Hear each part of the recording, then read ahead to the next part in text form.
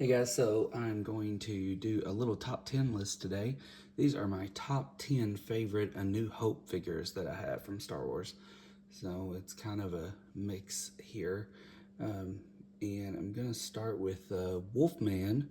That's what I call him anyway. A lot of people from my generation. He's a Shiverian, I think is his species. I'm probably going to get that wrong. But he is not an easy one. Not an easy one to find these days as far as a new version of him. And I don't know that they made him in the vintage collection or anything. I kind of go with just trying to find the character. So this version works for me. I believe he's a Power of the Force. And I really like him. I do not think he's in the special editions. I think they've removed him for and put another character in place, but I could be wrong. Let me know in the comments. But I always liked Wolfman there in the cantina. So that's him. Another is Nabrin Leeds.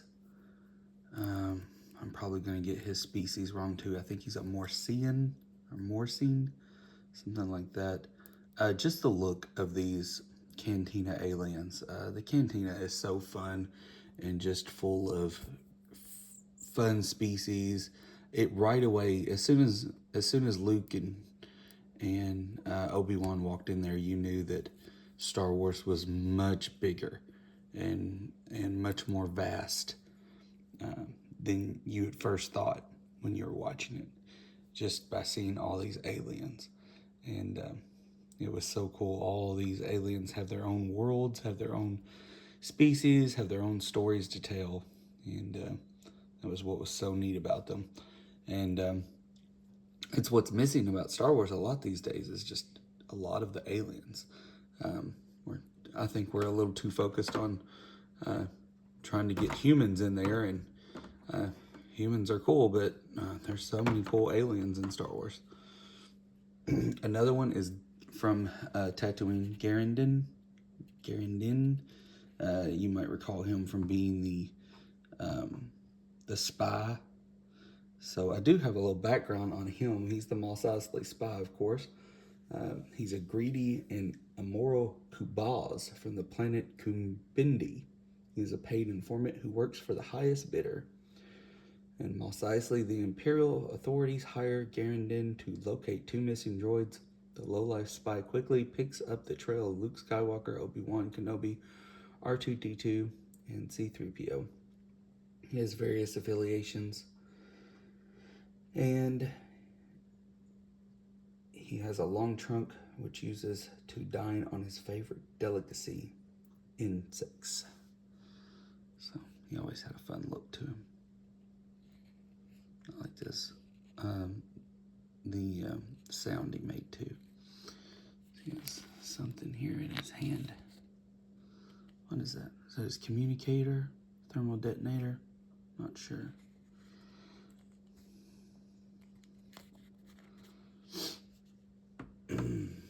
All right. Another favorite, this Princess Leia figure. I've not seen her too often. She's actually in her ceremony outfit here. She has actual hair here for her braid. But she's a lot better looking than the other Power of the Force Leia figures from A New Hope. But actual cloth and actual hair there, so it's pretty neat. And I like to display her with the A New Hope figures, so she's a lot of fun. She's probably my favorite one of those Princess Leia figures.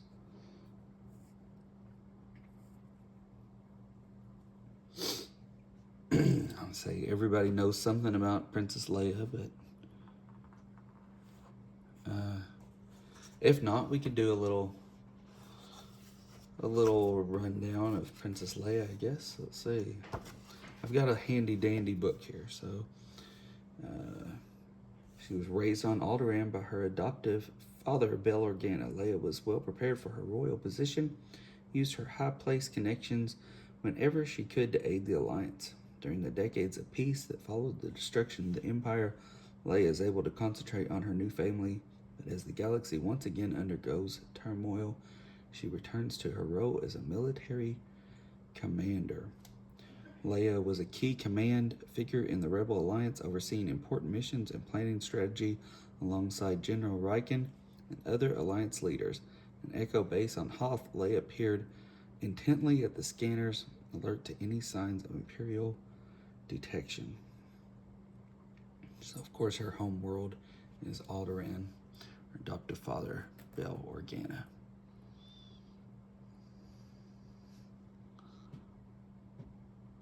I think about right there. About right there is the spot. Okay, next, this very cool Rebel trooper. He came with the hallway set that was with the Tantive 4 hallway set. He also came with a fun little ball cap, but I don't display him that way. But he's really cool. He's a vintage collection figure, so he has more points of articulation. And it's obviously a little more detailed and stuff. But I like this figure a lot. In the original line, the Kenner line, they never made this figure for some reason. They just skipped right over him. But he's a good troop builder. Another favorite of mine is this Grand Moff Tarkin, another one never made in the general or in the original Kenner collection. Don't know why they skipped over him as well, but one that Kenner fans always wanted and they did make when it came to Power of the Force. He is a lot of fun. Likeness is pretty good on him. He comes with a blaster. It's dropped on my shelf. It's laying on a ledge. I need to pick it up and put it in his hand, although he doesn't really use a blaster in the movies or anything, but he does if we're having a little battle. I'll put it in his hand. You may fire when ready. There he is. Let's see if we can come up with a little information on Grand Moff Tarkin. I think we're good. This book that I'm using, I have 2 different reference manuals for character guides, but the one that I'm using right now is the updated and expanded character encyclopedia. So it's it has many things, but I think that it is still missing quite a few characters, unfortunately. Grand Moff Tarkin, architect of the Death Star. Well, is that true? At the end of the Clone Wars, Wilhuff Tarkin already has an exalted position as one of Palpatine's regional governors. As Grand Moff Tarkin, he plans the horrific Death Star as part of his doctrine of rule by fear. Affiliation, Republic/Empire. Homeworld, Eriadu. Not sure if I said that right. Species, human, of course. Tarkin has a history of quelling rebellion by the most cold-blooded means. He also created the role of Grand Moff, an official who has responsibility for stamping out trouble in priority sectors across the Empire. While there is friction between them, Darth Vader always obeys Tarkin's commands. Tarkin dies on the Death Star when Rebel X-Wings calls it to self-destruct. That's Tarkin there. Another favorite is this Sand Trooper. He's a vintage collection figure, and the paint scheme on him, fantastic, where all the sand blasts on there. Oh, look at that helmet, fantastic. This is where the vintage collection really shines. Figures like this Sand Trooper. His backpack's awesome. And I can get him into all kinds of great poses, but he really looks great. I love collecting Stormtroopers. I've got regular ones, like 3D printed ones, just any kinds. Love Stormtroopers of any kind. They really fill out your collection. So let's see.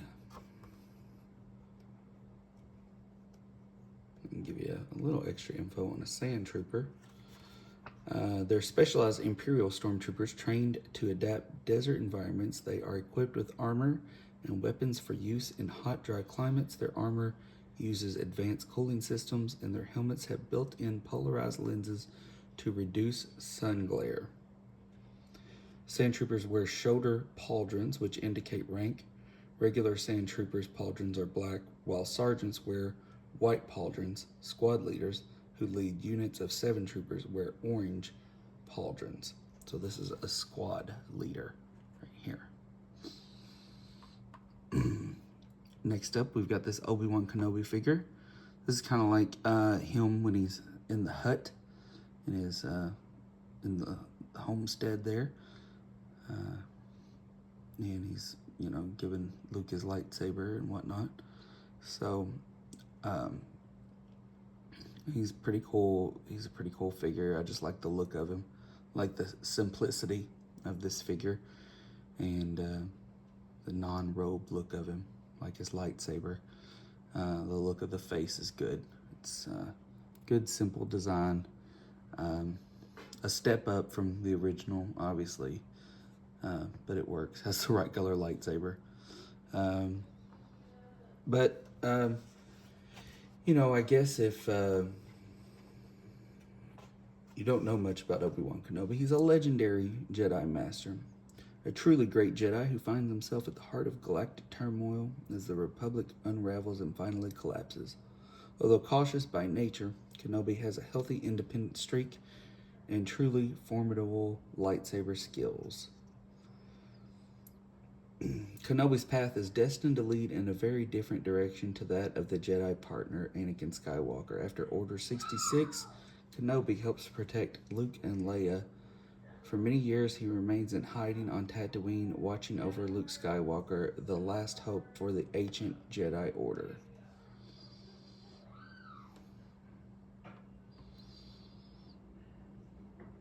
All right, here is a Luke Skywalker figure that I'm really, has always been a favorite of mine. I do not think this is a vintage collection. I actually think this is one of those trilogy figures. He has a blaster here in his holster, and he has this jacket that he wears, this whole outfit that he wears at the end of A New Hope.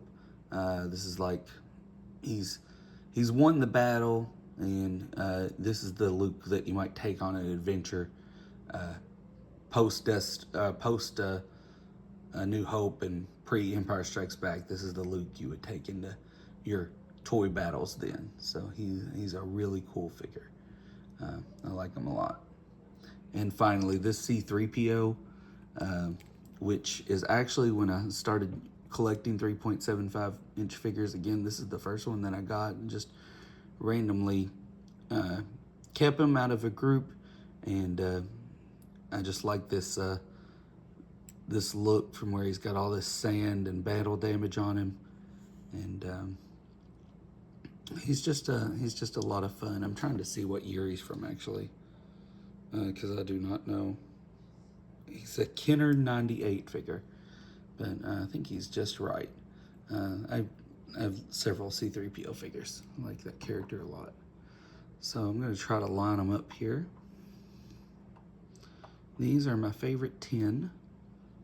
I mean, I like several of them, obviously, but these are my favorite 10 of A New Hope.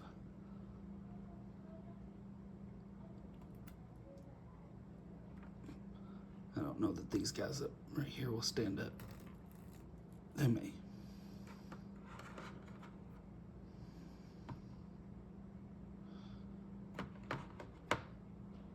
So there we go. Thanks for watching the video. I hope you I hope you have a good day. Enjoy your toys. Click around, watch some more videos. Thanks.